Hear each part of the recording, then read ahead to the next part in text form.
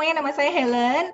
Aku tuh dari pertama kali mens sampai usia aku kira-kira 26 tahun gitu ya. Aku tuh menstruasinya itu bisa 3 bulan sekali.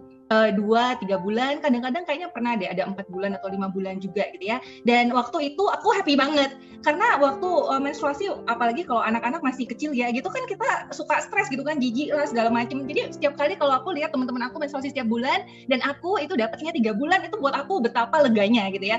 Dan of course karena ini nggak pernah sakit, nggak pernah macam-macam, aku juga nggak pernah ke dokter sampai akhirnya tahun 2010 waktu itu saya diajak sama teman saya untuk lihat komunitas yang akhirnya bisa mencegah kanker gitu. Dan waktu itu ternyata waktu saya didemokan barulah saya tahu ternyata pembalut yang selama ini saya pakai itu luar biasa dahsyat. Singkat cerita akhirnya saya pakai pembalut yang saat ini dipakai Angel Secret. Nah waktu pakai Angel Secret itu ternyata baru ketahuan nih bahwa hey, ini kok saya pakai ini menstruasi saya tuh jadi mulai normal. Jadi ada yang kadang-kadang itu dari yang kayak 2 bulan, 1,5 bulan, kalau sampai saat ini sih sekarang udah sudah setiap bulan pasti mens gitu ya. Dan by the way saya udah pakai pembalutnya itu 10 tahun. So ini benar-benar amazing sekali. Nah satu hal lagi yang sebenarnya bikin saya terengah itu adalah mami saya itu mereka berlima saudara perempuan dan 4 diantaranya itu semuanya ada miom dan kista.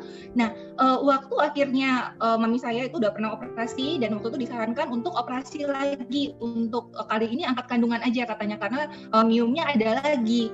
Nah dan mami saya waktu pakai pembalut ini pun dia nggak perlu operasi, itu dengan sendirinya detox dan waktu setiap kali pergi cek lagi di Singapura itu tuh semuanya clear. Nah waktu itu terjadi saya tuh mikir gitu, loh Len, kamu itu menstruasi cuma 3-4 bulan satu kali, itu kan sebenarnya adalah telur, ada darah-darah kotor yang harusnya kan di flush out dari badannya kita, ya nggak dibuang dari badannya kita. Nah kalau cuma 3 bulan, 4 bulan sekali itu bukannya pada nyimpan di dalam. Nah kalau umpamanya sekali 2 kali nggak apa-apa, kalau umpamanya sampai umur 30, 40, 50 tahun, apakah bukankah itu yang akhirnya nanti jadi racun gitu. Jadi barulah saya tahu oh ternyata ini. Tapi tadi miom dulu tadi itu setelah menggunakan ini Angel Secret terus beneran nggak jadi operasi gitu, bersih gitu ya? Iya nggak jadi. Jadi waktu pergi cek lagi karena kan kalau dibilang kalau umpamanya operasi nanti jadi nggak bagus kan. Perempuan itu kalau diangkat kandungannya walaupun udah nggak melahirkan, tapi kan jadi nggak bagus gitu loh. Waktu menopause mereka jadi lemah kan dari pinggang ke bawah. Jadi emang waktu itu memang lagi considering ini mau atau enggak. Memang kalau lagi menstruasi itu kayak katanya tuh semuanya udah pakai yang paling gede tuh, yang biasa kalau beli night, terus yang maxi itu mungkin cuma 2 jam kali ya. Itu udah basah semua. Dan kayak pendarahan aja itu setiap kali. Tapi sampai akhirnya memang juga pakai udah 10 tahun, sekarang udah menopause juga dan itu setiap kali karena dulu pernah ada miom dan kista, jadi kalau ke Singapura biasanya tuh setiap tahun cek dan itu nggak pernah ada lagi sampai sekarang. Ya. Nah, satu hal lagi yang aku pengen sharing nih, Cak. Boleh nggak di luar dari sharing produk? Oke.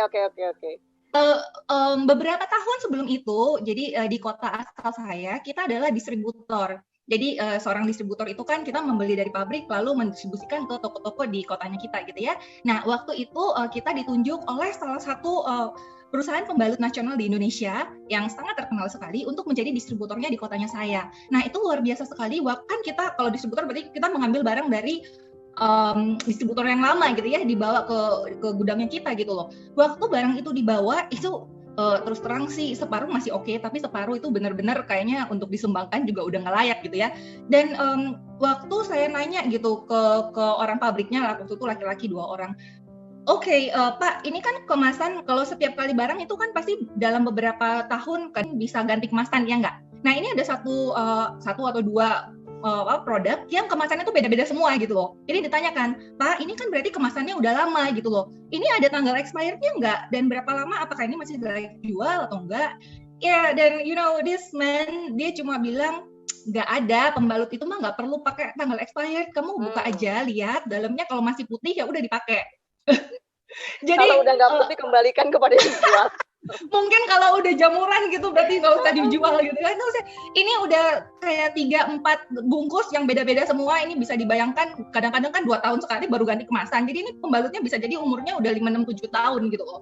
Dan sama sekali mereka jawabnya tuh dengan semudah itu gitu pada kita. Nah, tapi ya karena ini mau dijual dan nggak mungkin kita bisa jual, akhirnya saya minta klaim gitu loh. Nah, dan ya setelah itu ya disetujuin. Tapi poinnya saya adalah waktu saya menanyakan kepada orang pabriknya sendiri, mereka jawabnya sesimpel itu aja.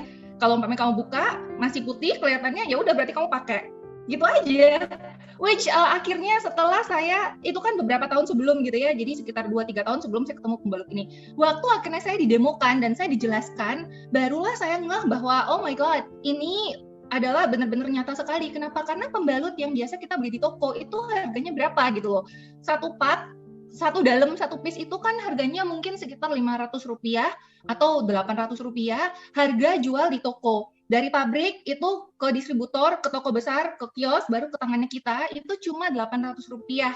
Dan orang-orang ini kan waktu mereka membuat produk ini, mereka kan harus mengeluarkan uang segitu banyaknya kan untuk advertising kan, untuk memasarkan produknya mereka gitu loh. Bayangkan mereka kalau mau beli spot TV, ya sekarang udah nggak seberapa ada lah ya, tapi waktu itu spot TV, hire iklan, terus ada promo, kasih keuntungan ke sana ke sini.